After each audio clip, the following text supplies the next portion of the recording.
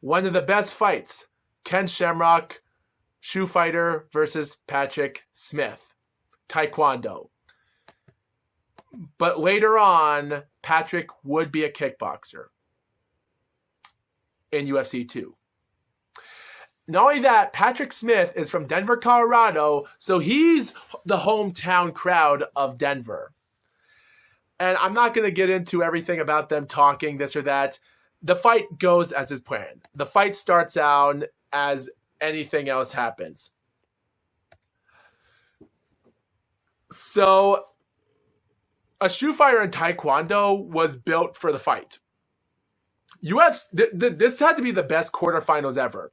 The fight starts on, and Ken Shamrock just attacks Patrick Smith out of nowhere. He grabs him, he holds him through, takes him down. Patrick is using his left foot of pounding his butt for some reason, stomping on him even as he's on the ground. He's the bottom man, by the way. And like he's wrapping his legs around the fighter. He's wrapping everything, holding the man's hand. There's no punches. There's some kicks, stomps, but no punches. Until after Ken Shamrock is getting wrapped around, their arms are wrapping around each other's head. And then, out of nowhere, like they're covering their hand, they're putting their hands on their faces. It was a really huge affair of sloppiness. It was crazy. Until Ken Shamrock gets up, grabs his legs, lays on his back, puts in the sharpshooter. Or as people call it, the footlock. Or a shoe fighter. And I think everyone knows what's going to happen. But Patrick Smith can still use his right elbow for elbowing, but his right foot for stomping and kicking. Surprisingly, he would kick Ken Shamrock on cutting his eye. But then, of course, almost 2 minutes in the fight, it didn't work out. He punched, elbows, but he taps out. And Ken Shamrock gets off of him because he knew he gave up. The referee didn't do nothing to intervene until Ken Shamrock seemed upset and he grabbed him for some reason, raises his hand, and that's it. And Ken Shamrock, he gets off of him without the referee even thinking about submitting, because maybe the referees thought that if they submit, they'll just get off their fighter. But I don't know if that's the case. But then, when Patrick Smith gets up, he gets up, argues, they are in a street fight. After the fight, they still want to fight.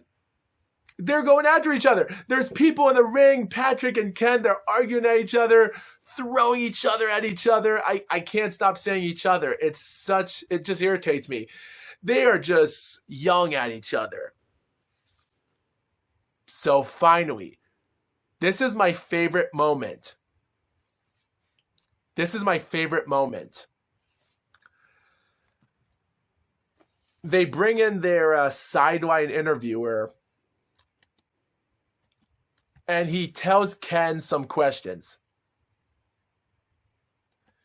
He says, "What happened on that bout?" Ken Shamrock says, "Nope." That was the only thing he said. "How is this the bout that you do in Japan?" Ken Shamrock replies, "Easier." Why? Because he doesn't know how to do any submissions. And then at this moment, I think you can already tell Ken Shamrock didn't care about the interview. He only cared about going back to the locker room, relaxing, and just waiting for the next fight to happen. Because I don't think no one cared about being interviewed. Like, don't get me wrong. What happened outside of the ring, it was scary enough. He does tell him about the cut on his eye, saying that he kicked him in the head, and everything else about the strategy. Because every time the sideline interview tells Ken about what question, he just brings out one word: easier, nope, great. And every time he says why, the sideline interviewer, Ken just doesn't know. He knows he can fight. It was just an awkward interview. You could tell Ken Shamrock didn't care. It was the funniest moment, and I really liked it. It was awesome. I loved it.